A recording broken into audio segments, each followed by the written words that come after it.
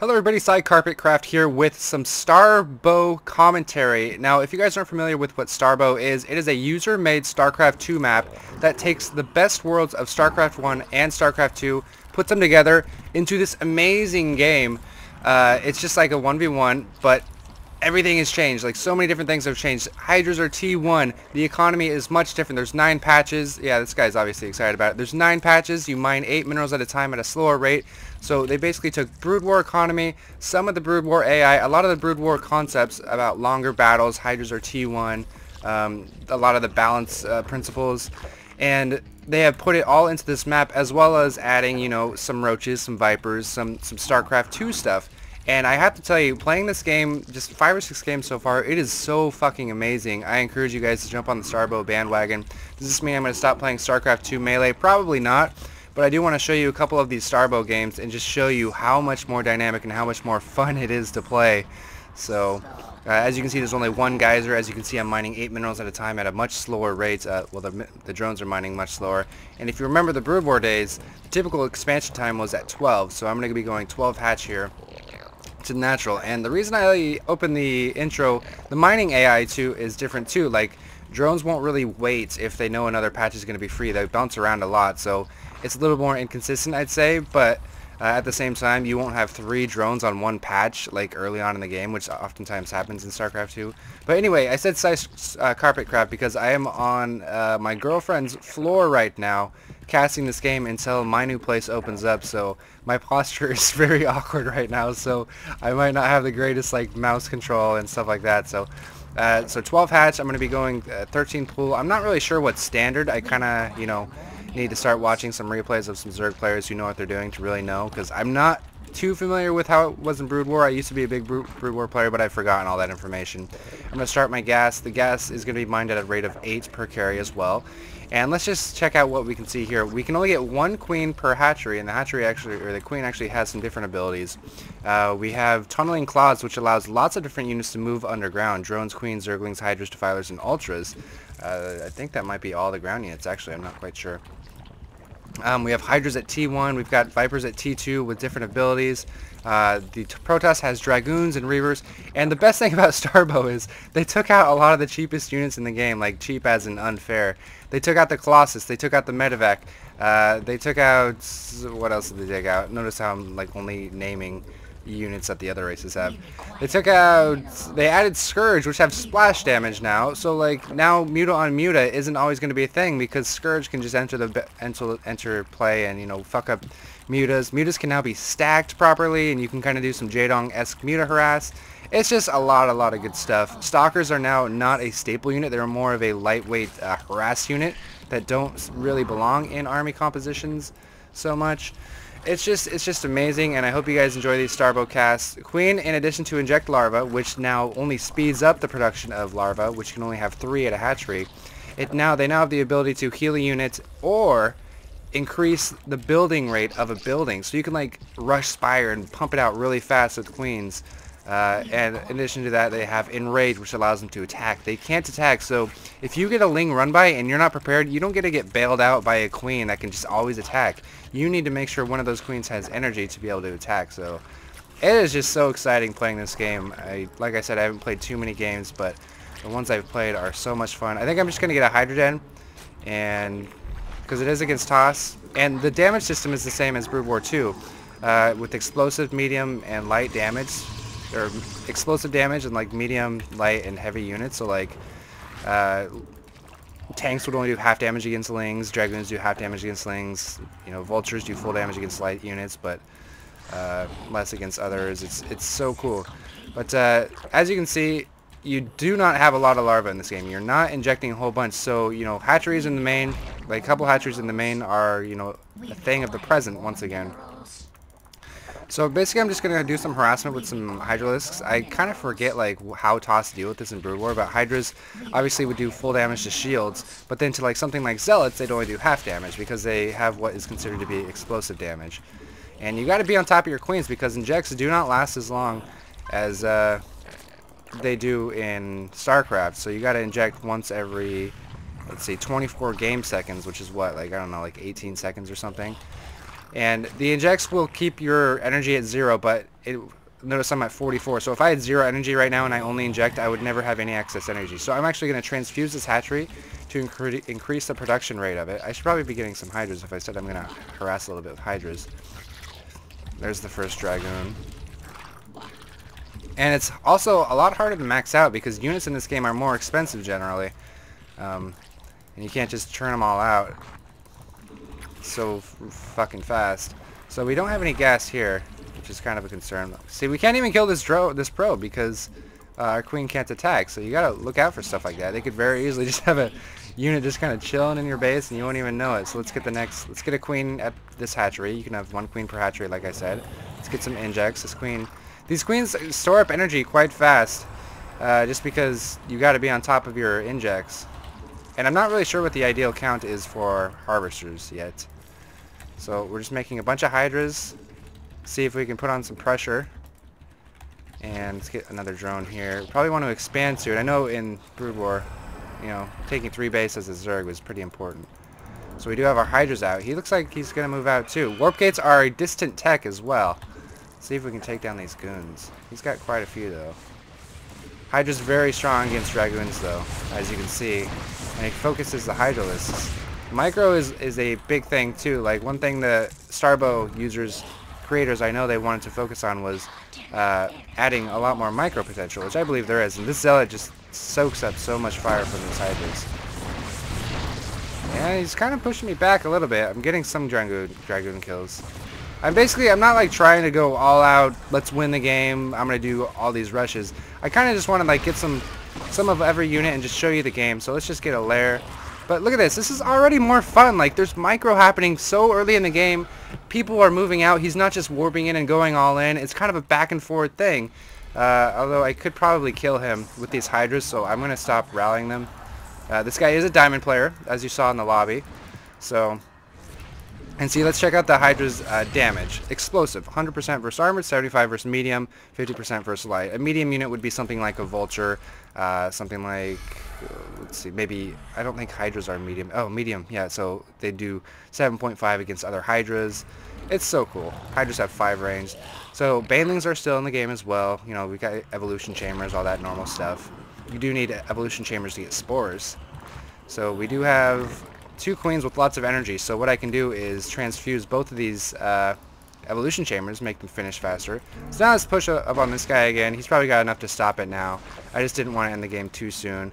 You know, we're both unfamiliar with it. No point in just doing a cheesy rush to try to end it when we both probably want to learn to play. And see, we've got this like back and forth going on. Dragoons do explosive damage, so these hydras are actually only taking 15 damage from these dragoons, not full 20. Full 20 would be kind of scary. So now we're going to saturate this base, and you got to be more careful about the larvae you use as well, because you can't just, you know, saturate a base all in one round, because you have to worry about, did I need that larva for something? So, now the lair tech, we can see our roaches, we have vipers, which are a caster unit still, and we have a spire, which is, you know, pretty standard. And I'll build all 3 of them, even though it's probably not always wise to do so, just to see, so you guys can kind of see what they're all about.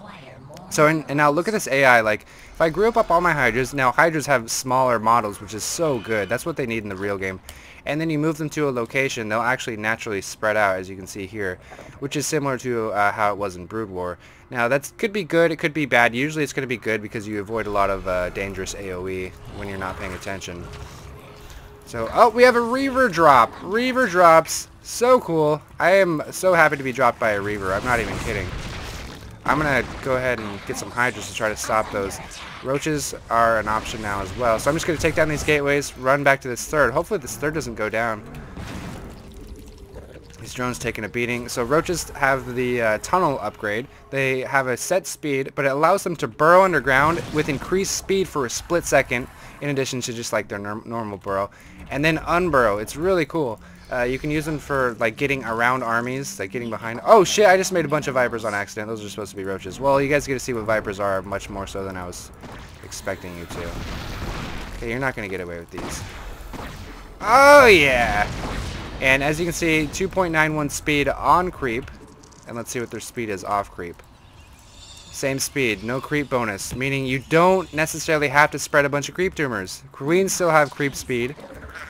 Maybe some other units still have creep speed. I'm not really entirely sure. But it's just, I don't know, the game just feels so much more fun. Like, the things you are doing are worth it. So the Viper is much more different. The Viper now has Ensnare. Ensnare enemy unit with a targeted area, reducing their attack and movement by 30%. So obviously that seems like a very good ability. It seems like a unit you might want to rush to, you know, to add to, like, just the standard army composition. And they still have Consume, which consumes a building HP to get energy, but it does take research now. So you don't start out with immediate, you know, stuff on your Vipers. I'm going to go ahead and back off. That's a lot of Dragoons. And see, now I'm out of larva. Like, you got to really watch out for your armor. I do have Ensnare, so hopefully if he does move out with these Dragoons. There's now high ground advantage. You can see on the high ground, but you miss half of your shots. It's old school Brood War high ground advantage mechanics, which is really awesome, I gotta say. I'm going to get another hatchery because, you know, you're short on larva so often. Did I get any roaches? I don't think I did. I don't know what Roach's armor type is. I don't know if they're good against Dragoons. I kind of feel like they wouldn't be. So let's transfuse that. I am not injecting and transfusing well at all, so it's okay though. Okay, so we almost have Consume. You can't transfuse upgrades though. You can't increase the production rate of upgrades. Let's see if he has a third. So we know he has Reavers, which could be a problem. So I might want to research Abduct with the Vipers. The Viper still has Abduct. And let's get some gas here. What are you guys doing up here? Oh, that's where my rally is, isn't it? Okay, so I do have a couple roaches. So roaches have 150 life. They have 2 armor, 2 base armor, and 18 attack, which is full damage to everything. So they attack a little bit faster than they did earlier. But this is the cool part. Watch this tunnel ability. They tunnel underground and move at freakish speeds, and then unburrow under the person without losing a second of, like, you know, stutter stepping or anything like that. But it's really cool. It's kind of like an ambush flanking type unit. I assume it's a decent, you know, a decent unit. So what are we doing? We have a lot of money. So you need to get to a hive, you need the Viper nest. So let's go for a hive. We do have that Spire. Spire can produce Scourge and Mutas. Nothing too fancy there. Scourge do splash damage, as I said before. Overlords can still drop creep, which is pretty neat. Let's get another queen here. And let's just get a bunch of Hydras because we know he's kind of heavy on goons. And we might want to wait for Abduct to kind of push in. Oh, what's he got here? Let's burrow and see what he's doing. Not seeing a whole lot. Oh, what was that? Vipers? Vipers Ensnare maybe? Ensnare. Ensnare is a very slow cast rate though. Oh, got him! Can't run now. Oh yeah. Let's do a couple more. They're very slow. The Ensnares land very slowly. Let's try to take down the carrier. There we go. So look how slow these Dragoons are attacking. Let's Ensnare again. 1, 2. See how slow that projectile is. This battle was won because of Ensnare. Basically, he has 30% less army than it looks like. So such an awesome ability. It's very easy to dodge, so you can't really. I mean, the Protoss didn't really try to dodge it. So I'm going to take down his third. Hopefully he won't leave the game because, of course, like I was saying, I do want to keep showing you guys all the cool stuff. Ultras are pretty much the same. They do have Defilers now. So let's make a Defiler down. Let's make an Ultralisk Cavern. He's got a couple carriers, so what does Zerg have to deal with carriers? Scourge, I guess. They have Defilers still too. You can make Defilers, which aren't great against carriers because it doesn't actually slow the attack of the carriers because the interceptors do the attacking and not the carriers themselves. So we can, of course, transfuse both these buildings, and that actually makes them increase the morph rate by 100%, which obviously is a big deal. And let's just kind of explore what the game has to offer a little bit. You know, this is going to be just a little bit of a tutorial game. After this, you know, I'll try to find some specific strong opponents. Lurkers are a thing. You can morph Hydras into Lurkers. And the Defiler has the same abilities, Consume and Plague. The Ultra has the same upgrades, armor and movement speed. Now, in this game, Ultras have 4, because there's no Immortals, there's no, like, Thors, stuff like that, just completely two-shot, you know, Ultralisks. They're back to costing 200, having 400 life. So they're not as strong. Oh, God. Good thing I have Ensnare. Fucking DTs. Ensnare cannot hit your own units. However, Plague can hit your own units. So lucky I had Ensnare there to ensnare those DTs. So obviously DTs are still in the game. They attack a little bit slower, but I think they do more damage. I'm not 100% sure. Let's go ahead and get another base. Let's get a couple of hatcheries, actually. See, look at this. 5 hatcheries, and my max is only 15 larvae, so you really got to be on top of your injects and on top of your macro. Macro hatches, too. So let's attach these overseers to the army. The overseers don't have anything new. They still have just the changeling and detection. I wonder if they have any more armor. Probably not. No, it didn't change the overseer a whole lot. And you can see, like, I do have a lot of money, yeah, but it's so much harder to max out because your larva is so restricted. So you're going to be making, you know, you're going to be using your units a lot more, losing them, and then just making more units, but you're never quite going to reach that 200 mark unless, like, both players are kind of turtling or just, you know, not a whole lot going on. So it's just so cool. I hope you guys can tell from this game. It's kind of hard to tell from this game, like, how, you know, how much well, you can tell how much I like this mod, but how good this mod is. So now I'm just going to... Abduct is actually going to be pretty good against carriers.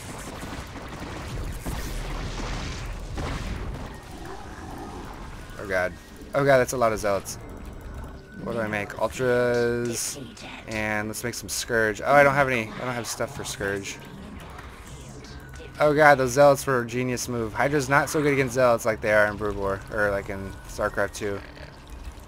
Let's make another hatchery up here, hatchery down here, hatchery right here. You could possibly move out, potentially. Let's make more Scourge. More injects. Dark Swarm wouldn't do a whole lot because he's got zealots. So, these ultras will definitely deal with the zealots easily. But the carriers, I want some Scourge for. I could just keep getting Hydras, I guess. Mineral field being depleted. Queen. More. Where are those ultras at? Ultras are a little bit tinier, but they can still clump up pretty nice. They don't get in each other's way. And obviously they have the chitinous plating option. Lurkers, let's see. So carrier zealots, what would I do? What would I do against that? I feel like, so I need to like actually focus on winning now. Carrier zealots. Oh, let's get adrenal glands. We're gonna start doing lots of ling harasses and run-bys and stuff since we have so much.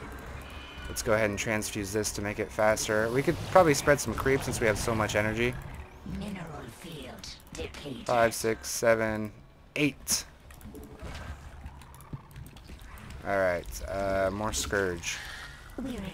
More Scourge. Let's get another base down here. I love having just one gas too. Alright. Inject. You guys can be down here. 7, 8. You can make some creep too, because you guys got a bunch of energy. And okay, let's move out. Let's see what we can do with this. Let's get the Scourge on 2. So the Scourge do splash damage. They do 110. I don't know how their AI is going to work if I just A-move into the carriers. I hope they don't attack the interceptors. Maybe I'll just have to right-click each interceptor or each carrier. Well, let's actually go for the space down here. I feel like he's going to have his army prepared up there. And let's make a bunch more lings. So obviously you can see my minerals are getting high, but that's because I've been producing Ultras and Scourge, so they're both pretty gas intensive, so it makes sense. Also, I haven't been making a lot of lings, I haven't been making a lot of macro hatches, which obviously would consume a lot of the minerals. Hydras are a decent mineral sink. How much do roaches cost? 150? Alright, so down goes that base. Ultras in the choke. Let's see if we can kill these carriers. Yeah! Did pretty good. That's pretty good. He's not storming. There he goes. Ultras though, pretty good against storm. Now we're gonna use these lings to get to the 3rd. Let's inject. Oh my gosh, it's so hard to keep up on all the mechanics. Carrier is just destroying these hydras. Let's make more lings. Lings going into his base. Let's go into the 3rd. Or the 3rd and the natural. Looks like he's gonna win this battle with the air units, but my ultras, I mean, carriers don't do much damage against ultras. Their interceptors do 5 damage times 2. Ultras have, you know, 6 armor, so he's actually doing almost no damage to these ultras. He does have an arc now. Ultras, not as much DPS as, you know, they used to, but they still do a lot of soaking up of damage. And already, see, look how much my gas is caught up, and that's, I think the geyser system and the mineral system, basically just the resource system in this game, is a lot better, just because your gas isn't going to be huge all the time compared to your minerals. Although part of that might just be because I've just been making pure lings. So let's get some more Scourge. So obviously Scourge did okay against the carriers. I think a better option would just be maybe a mixture of, maybe just like Dark Swarm, Ultra Hydra. Dark Swarm prevents any ranged attacks from hitting beneath it. So the Interceptors wouldn't hit the Hydras. Obviously the Ultras would be able to clean up the Zealots pretty easily. And I don't know, this game is just so fun. It's so much more fun. Roaches 100. Roaches are kind of expensive, 150, but I don't know, they're pretty sneaky. So lots of larvae.